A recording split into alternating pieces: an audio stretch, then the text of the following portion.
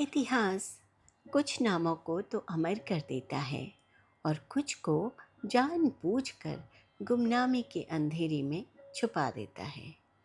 या यूं कहें कि समय की परतें उन पन्नों को इतना नीचे दबा देती हैं कि हमारी पहुंच वहां तक हो ही नहीं पाती।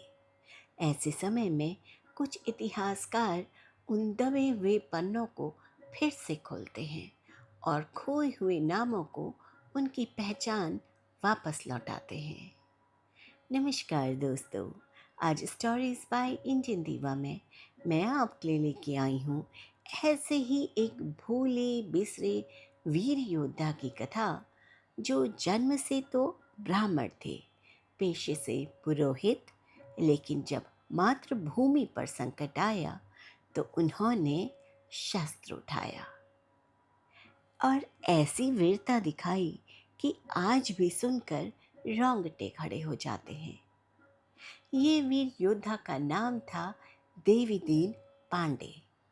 अयोध्या की भूमि में जन्मा एक ऐसा राम भक्त जिसने संगठन, नेतृत्व और अपनी अटूट राम भक्ति के बल पर बाबर के आक्रांताओं को धूल चटा दी।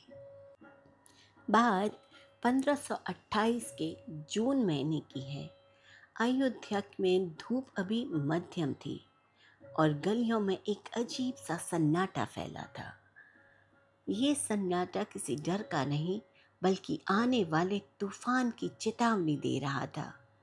बाबर की सेना मीर बाकी के नेतृत्व में राम जन्मभूमि की ओर बढ़ रही थी।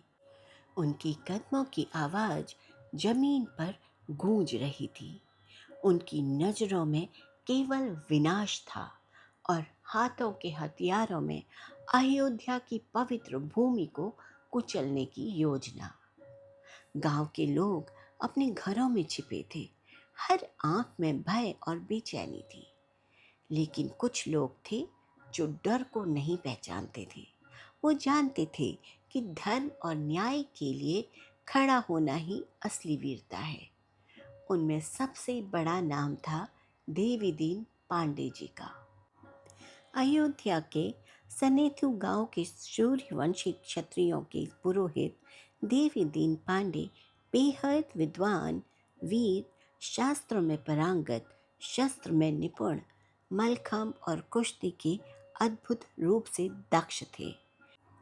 लेकिन आज अयोध्या पे छाए संकट में उनका पुरोहित्व पीछे कहीं छूट गया और सामने आया एक योद्धा। अयोध्या के गांव गलियारों सब जगह ये खबर फैल चुकी थी कि राम मंदिर पर स्थित हिंदुओं के आराध्य प्रभु श्री राम का मंदिर, जहां पीढ़ियों से भक्ति और यज्ञ होते आए थे, आज बाबर की सेना द्वारा ध्वस्त कर दिया गया। उसकी ईंटें बिखरी, गर्भगृह टूटा और यह भयावह समाचार जंगल की आग की तरह फैल गया। देवीदीन पांडे ने जब ये खबर सुनी, उनका हृदय चित्कार कर उठा। वो बेचैन और व्यथित हो उठे। शास्त्रों और यज्ञ में लीन रहने वाला ये विद्वान अब केवल ज्ञान तक सीमित नहीं रह सकता था। उसके भीतर क्रोध और आस्था की लहर उठी। राम जन्मभूमि पर हमला मतलब धर्म और संस्कृति का अपमान। इसके लिए केवल विचार और शास्त्र पर्याप्त नहीं थे। उनकी अंतरात्मा की आवाज उनके कानों में गूंजने लगी।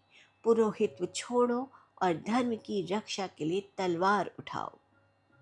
ये केवल क्रोध नहीं था, ये था जन्मभूमि, धर्म और मर्यादा की रक्षा का अटल संकल्प। उनकी आंखों में संघर्ष की अग्नि प्रज्वलित हो उठी।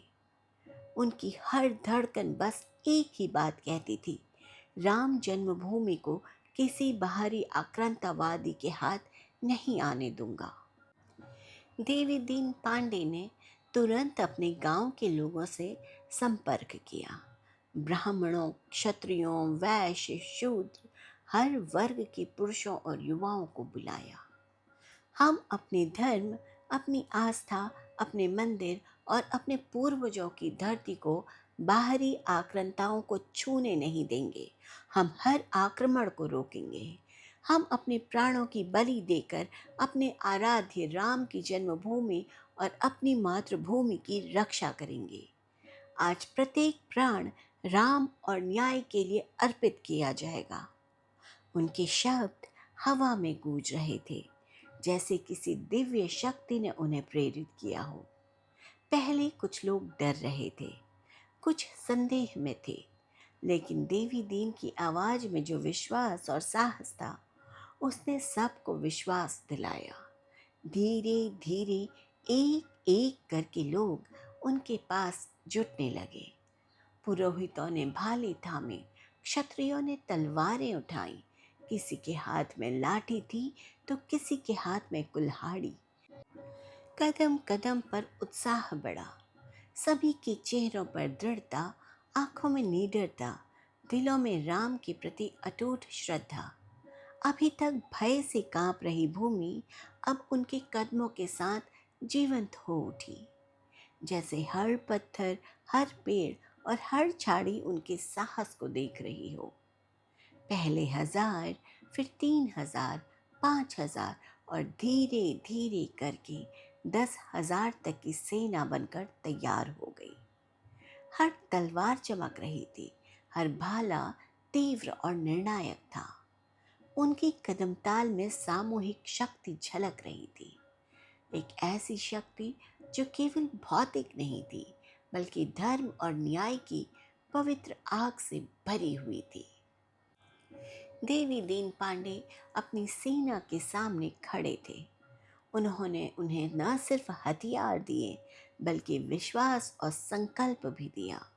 उनकी आवाज में जोश और कुछ कर गुजरने का संकल्प था। उन्होंने पूरे जोश में कहा, साथियों, हम अकेले नहीं हैं। हमारे आराध्य, हमारे प्रभु श्री राम हमारे साथ हैं। हमारा धर्म हमारे साथ है। आज हम केवल अपने लिए नहीं, बल्कि अपने अस्तित्व और अपनी मातृभूमि के लिए लड़ेंगे। हम अपने आने वाली पीढ़ियों के लिए खड़े हैं। और उसी क्षण अयोध्या की धरती ने महसूस किया कि सामने एक आदमी नहीं, बल्कि एक सेना नायक, एक विश्वास और एक संकल्प खड़ा था। ये वो क्षण था जब भय के साए हटने लगे और साहस और श्रद्धा का प्रकाश फूट पड़ा। ये कोई आम युद्ध नहीं था, ये भक्ति की भस्म में लिपटा हुआ धर्म युद्ध था। एक साधारण पुरोहित आज धर्म की रक्षा के लिए स्वयं युद्ध का अवतार बन चुका था। उसकी सेना के हर योद्धा के हर वार में राम की शक्ति झलकती थी। हर भाला और हर तलवार का प्रहार सिर्फ शत्रु के लिए नहीं, बल्कि धर्म और संस्कृति की रक्षा के लिए था। उनकी आंखों में न केवल आक्रोश था, बल्कि भक्ति का प्रकाश चमक रहा था। उनकी हिम्मत ने केवल सेना को नहीं, बल्कि आसपास के गांवों के हृदयों को भी जागृत कर दिया। और फिर वो दिन आया। सूरज अपनी रोशनी से भूमि को तपा रहा था, पर अयोध्या की धरती पर छाया था भयंकर युद्ध का अंधेरा। मुगल सेना ने पत्थर और लखौरी ईंटों की बारिश शुरू कर दी। धरती कांप रही थी, हवा में धूल और रक्त की गंध धुली हुई थी। गौवंश और पशु डर के मारे भाग रहे थे। जंगल की आवाजें भी शांत हो चुकी थी, लेकिन देवी दीन पांडे खड़े थे, सिर में बहता रक्त गमछे में बांधा, आंखों में निडरता, हृदय में केवल राम और धर्म की पवित्र आग। उनके कदमों में आत्मविश्वास था, उनके प्रहार में न्याय की शक्ति थी।